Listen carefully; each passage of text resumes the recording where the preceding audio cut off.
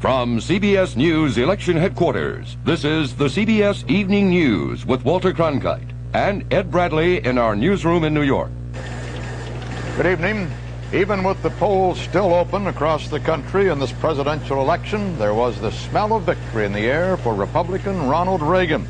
The three television networks each poll voters as they leave polling places in randomly selected precincts, and all three of the networks showed substantial leads for Reagan. Our CBS News New York Times poll showed that only in the eastern states was it comparatively close, and even there Reagan led. He led surprisingly in Jimmy Carter's own South and in the Middle West and West. For details of our poll, here is Bruce Morton. Walter, these results may show disenchantment with Carter more than love for Ronald Reagan. At any rate, only about two-thirds of the people who said they voted for Carter 4 years ago also said they voted for him today. And a full third of the Reagan and Anderson voters gave as their reason for voting that way simply that it's time for a change. Reagan got about a third of the Jewish voters we polled. That's not very different from Gerald Ford's showing 4 years ago. What is different is that John Anderson got almost 20% of the Jewish vote, votes which might have gone to Carter if Anderson hadn't run. Mr. Carter continued to do well among blacks, but Reagan has a very substantial lead among white Protestants. That could be important in a number of states, especially in the South. Reagan leads among born-again Christians, a Carter group 4 years ago. And Reagan is doing well with two traditionally Democratic groups. He's about even with Carter among union members and blue-collar workers. Reagan actually leads among Catholics, another traditionally Democratic group. But perhaps the most striking difference in our poll is the difference between the sexes. Reagan and Carter are tied among women voters. Reagan had trailed among that group in earlier polls, while Reagan has a very big lead among men. No presidential election since polling began has shown a split like that. About one voter in five made up his mind this past week, and they split evenly between Reagan and Carter. Those who thought the debate was important preferred Reagan. Those who thought Iran was important liked Carter. But overall, this poll is very bad news for the president. Walter? Returns already are coming in from parts of Kentucky and Indiana, and CBS News estimates that Reagan has won Indiana. No surprise there. CBS News also estimates that Democrat Wendell Ford has been returned to the Senate from Kentucky, defeating Mary Louise Faust. CBS News estimates that Robert Orr has retained the Indiana governorship for the Republicans, defeating Democrat John Hillenbrand and American independent Cletus Hartis. At the end of a long campaign, the candidates went home to vote.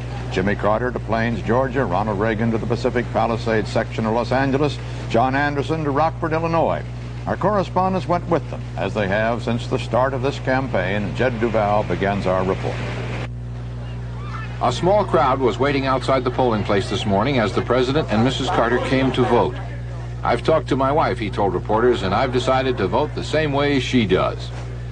Outdoors, the President seemed approachable and was asked about the hostages.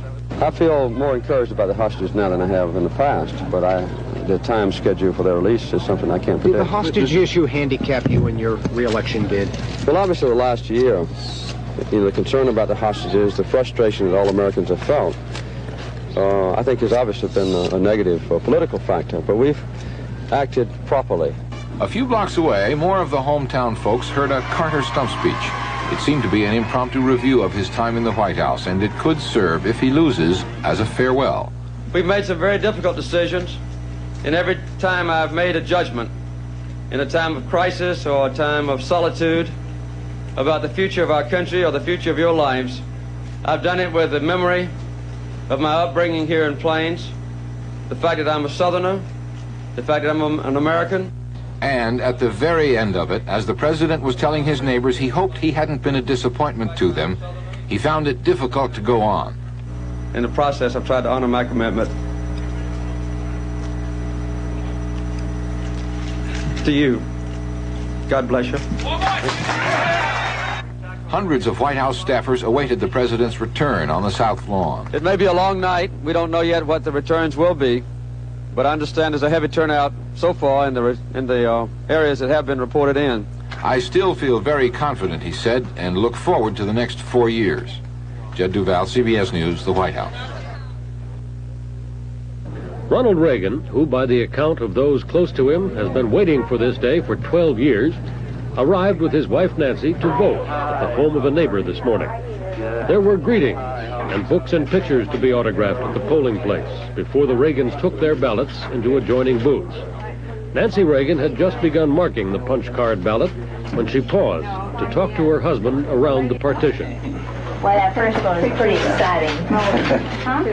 Then, as a photographer called out, "Hold up that winning ticket," the Reagans posed as motor-driven cameras chattered away like so many crickets. Asked if he would win, Reagan gave his traditional answer, that he was cautiously optimistic, but allowed us how he was in pretty good spirits. I feel good, but of course, I have my fingers crossed, and it's going to be a long day.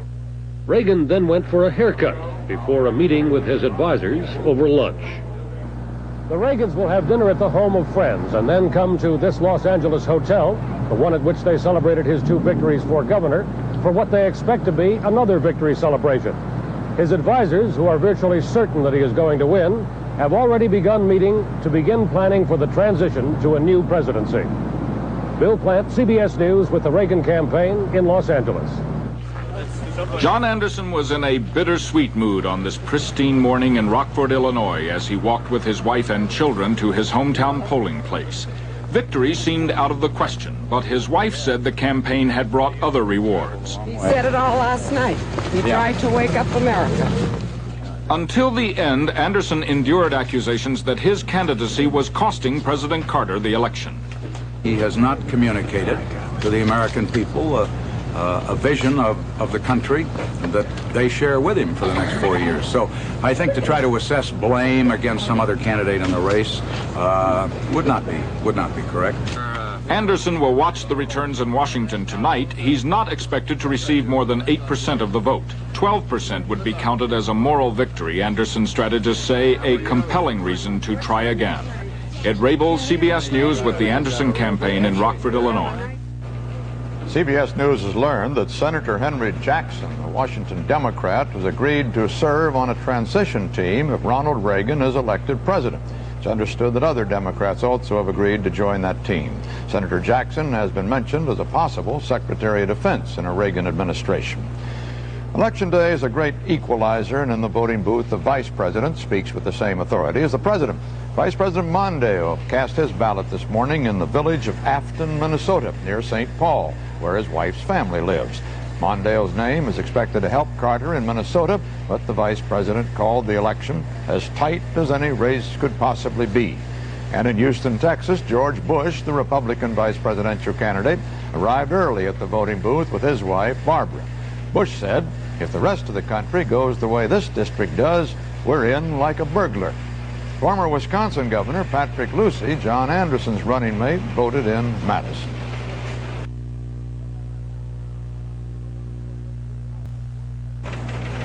Tonight at our CBS News election headquarters, Harry Reasoner is covering the election in the East, Dan Rather in the Midwest, Bob Schieffer in the South, and Leslie Stahl in the West. Let's hear from them now about what to expect or what we already know.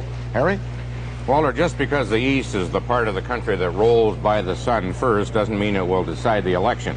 But it's worth watching early because it's an area where change would be significant. If it stays in its traditional patterns, Jimmy Carter would be encouraged. If there are defections, he's in trouble.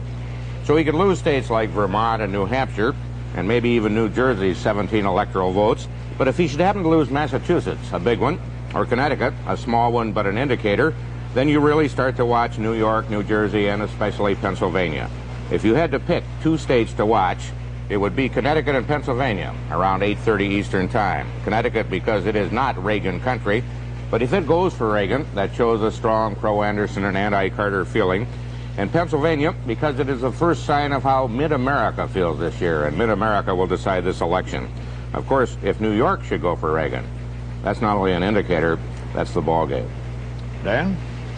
Indiana and Ohio. Whatever happens in the South and East, early returns from these 2 Midwestern states will tip you as to whether Carter has a chance or is finished. Here's why. Carter absolutely must have some of the big Midwestern industrial states where unemployment is the nation's highest. He cannot get them unless he does well, extremely well, among blacks, Catholics, and blue-collar voters. Northern Indiana, the area around Gary and Hammond, has a concentration of such votes. Now, Reagan, according to our CBS News estimate, as expected, is the winner in Indiana.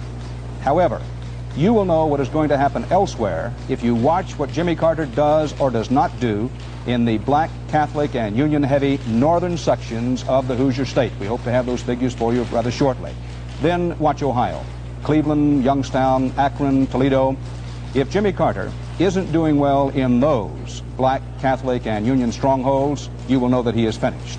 As the evening progresses, you may need to know Michigan, Illinois, and Ohio. You may need to know what's happening in those states before you can know for certain how the election has been decided. Bob? Well, I suppose the main question to be resolved in the South tonight is this. When Jimmy Carter swept the region in 1976, was he just interrupting a trend? Until Mr. Carter came along, the region that had been so solidly Democratic during the days of Franklin Roosevelt had been giving more and more of its support to Republicans in modern times. Mr. Carter, as a son of the South, managed to change that. But this year, our polls are suggesting it's going to take much more than just being from the region to carry it. The key, I think, Walter, is going to be two things. Rural voters who bucked the Republican trend in the past, will they stay with Mr. Carter again this time? And the growing suburbs of the Sun Belt. Can Mr. Carter make at least a respectable showing in those areas? If not, Walter, I think we're going to be seeing a lot of for sale signs soon in some of the Washington suburbs. Leslie? Ronald Reagan is to the west, Walter, what Jimmy Carter was to the south 4 years ago. He has persuaded the entire region that he is their favorite son. So solid is Reagan's lead in the Rocky Mountain region that the Carter campaign simply conceded all of those states. Reagan also has a solid base of support in the Pacific Coast states, but there was also a potential anti-Reagan vote there, particularly in California, where people under 35 still remember Reagan's campaign against the youth culture when he was governor. But it appears that Jimmy Carter was unable to capitalize on that, and he therefore canceled a last-minute trip to California yesterday. He did fly out to Oregon and Washington, though, in a last-minute effort to break up John Anderson's support there. But the betting is, in the West, that the great majority of the region's 102 electoral votes will go to the candidate who looks more comfortable in a cowboy hat and more graceful on a horse. And that man is not Jimmy Carter. Walter? We'll have more on the election later in this broadcast.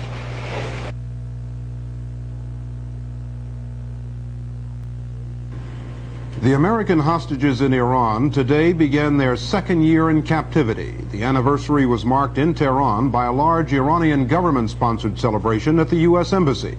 We have a report from Tom Fenton at his monitoring post in London. For the first time since its seizure, demonstrators were allowed inside the embassy compound, but not inside the buildings, which were protected by armed guards. Prime Minister Rajaei told the crowd that the seizure of the embassy had been a victory for Iran and a humiliation for the United States. He announced that the Iranian government has assumed responsibility for the hostages, but has not yet taken custody of them. Many Iranians spent the anniversary chanting and demonstrating their disdain for the United States government and for President Carter. It was almost like a farewell party. These pictures, broadcast by Iranian television, are believed to be many months old. No outsider has seen the hostages for 6 months. No outsider knows their whereabouts or their state of health. No one knows how they spent the first anniversary of their captivity. Iran asked the United States today to reply to its conditions quickly and to announce its decision through the mass media. According to a source close to President Bani Sadr, the government had hoped to reach agreement with the United States before the election results are known. The government was so anxious, said one Iranian official, preparations were made to fly the hostages out of Iran on an hour's notice. At least 3 messages received by Iran in the past 2 days from President Carter have raised a number of problems and made it clear that the negotiations may last for some time. The Prime Minister sought advice from Ayatollah Khomeini today on how to resolve the problem. According to the Prime Minister, Khomeini told him to implement the decision of the Iranian parliament in accordance with Islamic laws and the Islamic Revolution. It's not clear what that meant. Tom Fenton, CBS News, London. Iran's request that a response to its conditions be made by the Carter administration publicly through the American media was rejected today by the State Department. More on this story from Robert Pierpoint. As he returned to the White House this morning after casting his vote in planes, President Carter's first question to National Security Advisor Zbigniew Brzezinski was about the hostage situation. That brief exchange characterized the Carter administration's attitude toward today's demands from Iran for an immediate response to the parliament's conditions for releasing the hostages. But apparently Iran is not going to get a quick reply, as State Department spokesman John Tratner indicated this morning in discussing those conditions. They deserve careful analysis, careful study, and they will get it. Since we received the proposals yesterday afternoon, we've been doing precisely that. Translating the document, reading it, studying it. We are going to be continuing to do that for a while longer. It is now estimated that it will take the United States several days of analysis before a formal response to Iran is ready. Financial experts at the Treasury Department, lawyers at Justice, and political analysts here and at the White House are consulting on the demands. This is a time-consuming process. Ironically, the two nations now seem to be reversing roles on the hostage situation, with Iran apparently anxious to work out a fast deal for their release, while the U.S., burned badly before, is moving more cautiously to make sure nothing goes wrong. Robert Pierpoint, CBS News at the State Department. The unfreezing of Iranian assets in this country, one of Iran's conditions for the release of the hostages, is complicated by claims American companies have against those assets. As we reported yesterday, the biggest claim is by the Setco Corporation, $175 million for seized oil equipment. Today, as Steve Young reports, the governor of Iran's central bank tried to reassure American creditors that Iran intends to pay its legitimate debts. In a telephone interview with CBS News, Central Bank Governor Ali Reza Nobari had special words of assurance today for Setco Corporation of Dallas, perhaps the largest American claimant. And he attacked former Secretary of State Henry Kissinger for suggesting that Iran may be trying to force the American public to pay for the release of the hostages. This explanation is utterly false, and I deny it categorically. To my best knowledge, I was in the commission, special commission of the parliament. What they had in their mind was not that Iran would deny its obligations and would let the U.S. government pay for it. What was in the mind of the Iranians is that in the future, for taking the hostages, there should not be any kind of sue from their families or the hostages themselves. But in case like Setco or any other corporation that has right claims, then that claims could be settled, and if Iran really owes it, then Iran will pay for it. Nobari insisted Iran is not trying to get maximum concessions from President Carter by announcing its demands so close to the American election. Things have come naturally to this point, he said, adding, "I'm sure nobody would dare to gamble on such an important human issue." Steve Young, CBS News, New York. Iraqi President Saddam Hussein offered today to withdraw his troops from Iran, providing the Tehran government, quote, recognizes the rights of Iraq. Presumably that means Iran must turn over to Iraq full control of the Shatt al-Arab estuary and possibly other territorial claims, all of which Iran has rejected. South Korea's leading dissident, Kim Dae-jung, is another step closer to execution today. The martial law commander upheld yesterday's verdict against Kim by a military appeals court. He'll have a final appeal before the Supreme Court. The big three automakers announced their 10-day sales figures today, and those sales, as so often lately, were poor, except for a surprise from one company. Bob McNamara reports from Detroit. For the month of October 1980, Detroit's big three car makers sold about 55,000 fewer cars than they did in October of 1979.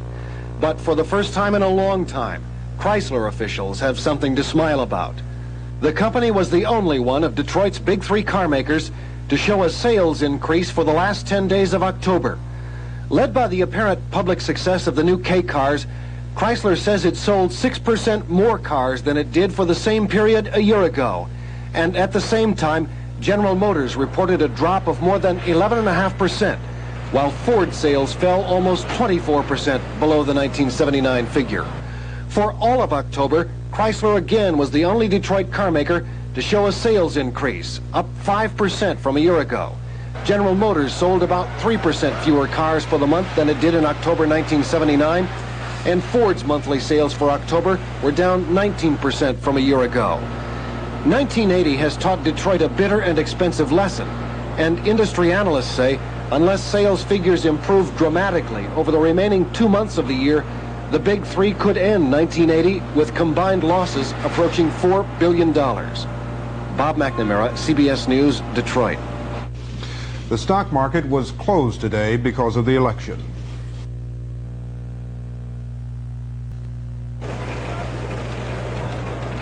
The town in Globe, Arizona is largely the talk of mining and copper prices. But for a year now, most of the talk has been about a local boy, a Marine hostage in Iran. Harold Dow reports. Each morning in front of the Lopez home, there is a simple ceremony. The family members take turns raising the flag in remembrance of Jimmy Lopez. This morning, little 9-year-old Marcia, accompanied by Jimmy's niece Nikki, did the honors. Later, the school children of Globe held a special mass at Holy Angels Church to commemorate the year of captivity for the American hostages in Iran, and especially for Marine Sergeant Jimmy Lopez, who attended these same schools. Lord, bless the hostages and their families, especially my brother Jimmy and my family. Help the Iranian parliament to make a decision and to let the hostages come home soon. Let us pray to the Lord.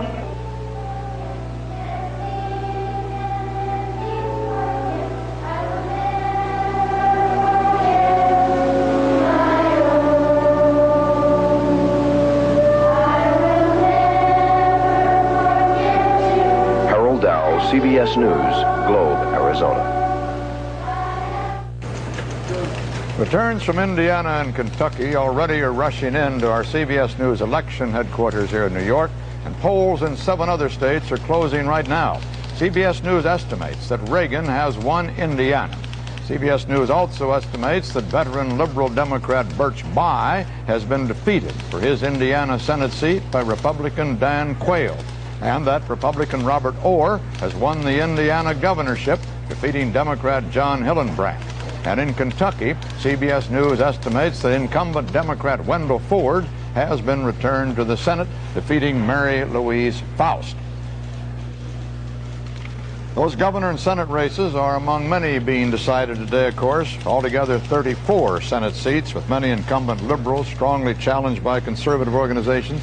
435 House seats, 13 governorships are up. That Indiana race of Birch Bayh and Dan Quayle was one of those that had been targeted by the conservatives to turn Birch Bayh out of the Senate, and they succeeded. Let's take another look at how the popular vote stands this early in the evening. Right now, barely 1% of the popular vote has been counted.